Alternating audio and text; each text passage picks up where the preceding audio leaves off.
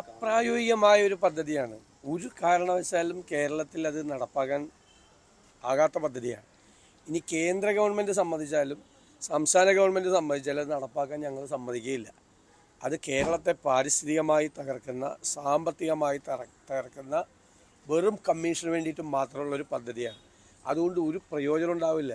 5 നയാ പൈസ ഉച്ചയ്ക്ക് കുട്ടികൾക്ക് ഉച്ചഭക്ഷണം കൊടുക്കാൻ പണമില്ലാത്ത സർക്കാരാണ് 2 ലക്ഷം കോടി രൂപ ഉപയോഗിച്ച് കേരളത്തിൽ കേരയിൽ പണിയാൻ പോകുന്നത്. ഇപ്പോൾ തന്നെ കേരളത്തിൻ്റെ ബാധ്യത, സാമ്പത്തിക ബാധ്യത എന്ന് പറയുന്നത് ഇന്ത്യയിലെ ഒരു സംസ്ഥാനത്തിനും ഇല്ലാത്ത തരത്തിലുള്ള കനത്ത ബാധ്യതയാണ്. നമ്മുടെ സംസ്ഥാനത്തിൻ്റെ ചരിത്രത്തിൽ ഒരിക്കലും ഉണ്ടാകാത്ത വലിയ ധനപ്രതിസന്ധിയും സാമ്പത്തിക പ്രശ്നവും. അക്ഷരാർത്ഥത്തിൽ ട്രഷറി താഴ്ത്തു പൂട്ടിയിരിക്കുകയാണ്. ഒരു പൈസയില്ല. വികസനം 12,000 കോടി രൂപയാണ് കരാറുകാർക്ക് കൊടുക്കാനുള്ളത്, 40,000 കോടി രൂപയാണ് ജീവനക്കാർക്ക് കൊടുക്കാനുള്ളത്. എല്ലാ സാമൂഹ്യക്ഷേമ പരിപാടികളും വികസന പരിപാടികളും എല്ലാം സ്തംഭിച്ചിരിക്കുകയാണ്. അപ്പോഴാണ് ഇവർ 2 ലക്ഷം കോടി രൂപയുടെ കടബാധ്യത വരുത്തിയിട്ട് വീണ്ടും ഒരു പരിപാടി. ഒരിക്കലും നടക്കില്ല, നടപ്പാക്കാനൊട്ട് സമ്മതിക്കുകയില്ല. അതാണ് എൻ്റെ നിലപാട്. മറ്റൊരു സജി ചെറിയാൻ്റെ ഒരു പ്രതികരണം വന്നിരുന്നു. അത് കേക്കും വൈനും കഴിച്ചപ്പോൾ ബിഷപ്പുമാരും മണിപ്പൂർ മറന്നു എന്ന തരത്തിൽ പ്രതികരണം വന്നിരുന്നു. നിങ്ങളിത് ഇപ്പോഴാണ് ശ്രദ്ധിക്കുന്നത്. അതായത് ഈ നവകേരള സദസ്സിൽ ഉടനീളം ഈ സജി ചെറിയാൻ എന്ന് പറഞ്ഞ മന്ത്രി എനിക്കെതിരെ, പ്രതിപക്ഷ നേതാക്കൾക്കെതിരെ വളരെ മോശമായ പരാമർശങ്ങളാണ് എല്ലാം നടത്തിയത്. എൻ്റെ നിയോജകമണ്ഡലമായ പറവൂരിൽ വന്ന് വളരെ അപകീർത്തികരമായ പരാമർശങ്ങൾ അദ്ദേഹം നടത്തി. അദ്ദേഹത്തിന് ഒരു പ്രാവശ്യം മന്ത്രിസ്ഥാനം പോയതാണ് അബദ്ധം പറഞ്ഞിട്ട്. ഇപ്പോൾ പറഞ്ഞിരിക്കുന്നത് എത്ര മോശമായിട്ടാണ് പറഞ്ഞിരിക്കുന്നത്. ഇപ്പോൾ മുഖ്യമന്ത്രിയുടെ നവകേരള സദസ്സ് ഞങ്ങൾ ബഹിഷ്കരിച്ചു. പക്ഷേ ആ നവകേരള സദസ്സുമായി ബന്ധപ്പെട്ട പ്രഭാത വിരുന്നിൽ എത്രയോ ആളുകൾ പോയി. ഞങ്ങൾ ആരെങ്കിലും അവരെക്കുറിച്ച് മോശമായിട്ട് സംസാരിച്ചു? അപ്പോൾ പ്രധാനമന്ത്രിയും മുഖ്യമന്ത്രിയൊക്കെ വിളിക്കുമ്പോൾ ആളുകൾ പോകും. അവർ അധികാര സ്ഥാനത്തിലിരിക്കുന്ന ആളുകളാണ്. അവർ വിളിക്കുമ്പോൾ പോകേണ്ടി വരും. അതൊന്നും ഒരു തെറ്റല്ല. അതിന് പോയവരെ കളിയാക്കുക, പോയവരെ പരിഹസിക്കുക എന്ന് പറയുന്നത് ഒരു ശരിയായ നടപടിയല്ല. അത് വളരെ മോശം പരാമർശം. ഇത് മുഖ്യമന്ത്രിയുടെ അനുവാദത്തോടു കൂടി ഇഷ്ടമില്ലാത്ത ആളുകളെ അപകീർത്തിപ്പെടുത്താൻ കുറച്ചുപേരെ അയച്ചുവിട്ടിരിക്കുകയാണ് CPM. ഇടുക്കിയിലെ MM മണി. ആർക്കെതിരെ എന്തും പറയാൻ എന്ത് ലൈസൻസാണുള്ളത്? എന്ത് മോശമായിട്ടുള്ള പ്രയോഗങ്ങളാണ് സ്ത്രീകൾക്കെതിരെ ഒക്കെ നടത്തുന്നത്. അതുപോലെ ഈ സജി ചെറിയാൻ വാ തുറന്ന ഇതുപോലുള്ള കാര്യങ്ങളാണ് പറയുന്നത്.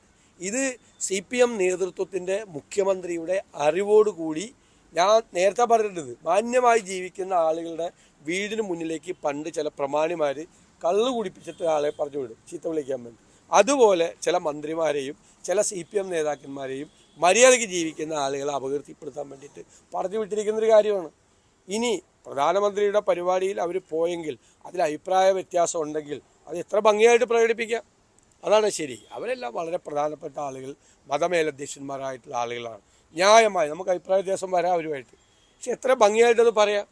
അതിന് പകരം എത്രയും മോശമായ വാക്കുകൾ ഉപയോഗിച്ചുകൊണ്ടാണ്. ഈ രാഷ്ട്രീയത്തോട് തന്നെ ആളുകൾക്ക് വെറുപ്പും പുച്ഛവും തോന്നും. രാഷ്ട്രീയ പ്രവർത്തകരോടും നേതാക്കന്മാരോടും ആളുകൾക്ക് പുച്ഛം തോന്നുന്ന തരത്തിലാണ് ഇവർ ചെയ്യുന്നത്. ഇത് ജനറലായിട്ട് നമ്മളെല്ലാവരെയും ബാധിക്കുന്ന തരത്തിലാണ് ഇത്രയും പരാമർശം. BJP അത് വിഭാഗങ്ങൾക്കിടയിൽ കൂടുതൽ ഇത് സ്വാധീനം ഉണ്ടാക്കിയെടുക്കുകയാണോ ഈ ഒരു നീക്കത്തിലൂടെ എന്നുള്ള ചോദ്യം കൂടി ഉണ്ടല്ലോ. അല്ല, അത് കേരളത്തിലെ ക്രൈസ്തവർക്കും ക്രൈസ്തവ സഭാ മേലധ്യക്ഷന്മാർക്കും നല്ല ബോധ്യമുണ്ട്. ഇന്ത്യ മുഴുവൻ ഏറ്റവും കൂടുതൽ ക്രൈസ്തവർക്കെതിരായിട്ട് ആക്രമണം നടക്കുന്ന ഒരു കാലമാണ്. 254 പള്ളികളാണ് മണിപ്പൂരിൽ ചുട്ടുകരിച്ചത്. വേറെ മതസ്ഥാപനങ്ങൾ ധാരാളം ചുട്ടുകരിച്ചു. ഇന്ത്യയിലെ വിവിധ സംസ്ഥാനങ്ങളിൽ മതപരിവർത്തന നിയമം കൊണ്ടുവന്ന് പരാതിക്കാരായ ക്രൈസ്തവരെയും പുരോഹിതരെയും പാസ്റ്റർമാരെയും പ്രാർത്ഥനാ കൂട്ടായ്മകളെയും ക്രിസ്മസ് പ്രാർത്ഥനകളെയൊക്കെ തടസ്സപ്പെടുത്തുകയും ജയിലിലാക്കുകയും ചെയ്യാണ് സംഘപരിവാർ. ഇപ്പോൾ ക്രിസ്മസ് ആഘോഷം പാടില്ല എന്ന് പറഞ്ഞിരിക്കുന്നത്. മധ്യപ്രദേശിൽ പുതിയതുമായിട്ട് വന്ന BJP ഗവൺമെൻറ് സാന്റാക്ലോസ് ആയിട്ട് പാടില്ല, ക്രിസ്മസ് ആഘോഷങ്ങൾ സ്കൂളുകളിൽ പാടില്ല തുടങ്ങി ഒട്ടനവധി കാര്യങ്ങൾ അവർ പറയണത്. അപ്പോൾ ഇവിടെ ആട്ടിൻ തോലിട്ട ചെന്നായിയായിട്ട് ഇവർ വീടുകളിൽ കയറി ഇതാണ് BJP എന്ന് പറയുന്നത്. തെറ്റാണ്. രാജ്യവ്യാപകമായി ക്രൈസ്തവർക്ക് നേരെ മനഃപൂർവ്വമായ ആക്രമണങ്ങൾ അഴിച്ചുവിടുന്ന, അവർ മുഴുവൻ മതപരിവർത്തനം നടത്തുന്നവരാണ് എന്നുള്ള പ്രചരണം നടത്തി അവർക്കെതിരായിട്ട് ആക്രമണങ്ങളും പ്രാർത്ഥന തടസ്സപ്പെടുത്തുകയും ചെയ്യുന്ന ആളുകളാണ് BJPക്കാരെന്ന് കേരളത്തിലെ ക്രൈസ്തവർ തിരിച്ചറിയും. പിന്നെന്താ? മറ്റൊരു കാര്യം, VM സുധീരൻ പറഞ്ഞിരുന്നു മുൻപ് 2 ഗ്രൂപ്പായിരുന്നെങ്കിൽ ഇപ്പോൾ 5 ഗ്രൂപ്പായി. VD സതീശനെങ്കിലും അതിനെ എതിർക്കുമെന്ന് കരുതി, പക്ഷേ അങ്ങനെയൊന്നും ഉണ്ടായില്ല എന്നുള്ളത്, അതിനോട് എന്താണ്? ഞാൻ പാർട്ടി പ്രവർത്തകരെ വേദനിപ്പിക്കുന്ന ഒരു പരാമർശവും ഒരു പ്രവൃത്തിയും ഞാൻ ചെയ്യില്ല. അതുകൊണ്ട് ആ കാര്യത്തിൽ എൻ്റെ ഒരു പരാമർശവും പ്രതീക്ഷിക്കേണ്ട. എല്ലാം അങ്ങനെ എന്തെങ്കിലും പാർട്ടിയിലെ നേതാക്കന്മാർ തമ്മിലുള്ള അഭിപ്രായ വ്യത്യാസങ്ങളൊക്കെ പാർട്ടിക്കകത്താണ് സംസാരിക്കേണ്ടത്. പുറത്ത് അത് പറയുമ്പോൾ പാർട്ടി പ്രവർത്തകർക്ക് അത് വേദനിക്കും. ഞാനും കൂടി കയറി അത് പറഞ്ഞ് ഞാൻ പാർട്ടി പ്രവർത്തകർക്ക് വിഷമമുണ്ടാക്കുന്ന ഒരു പരാമർശവും ഒരു പ്രവൃത്തിയും ഞാൻ ചെയ്യില്ല. ജാതി സെൻസസിനെതിരെ NSSന്റെ പ്രമേയം വന്നിട്ടുണ്ട്. അവർക്കത് പറയാനുള്ള അവകാശം അവരുടെ ഉണ്ട്. ജാതി സെൻസസ് വേണമെന്ന് പറയുന്നവർക്ക് അതിൻ്റേതായ ന്യായങ്ങളുണ്ട്.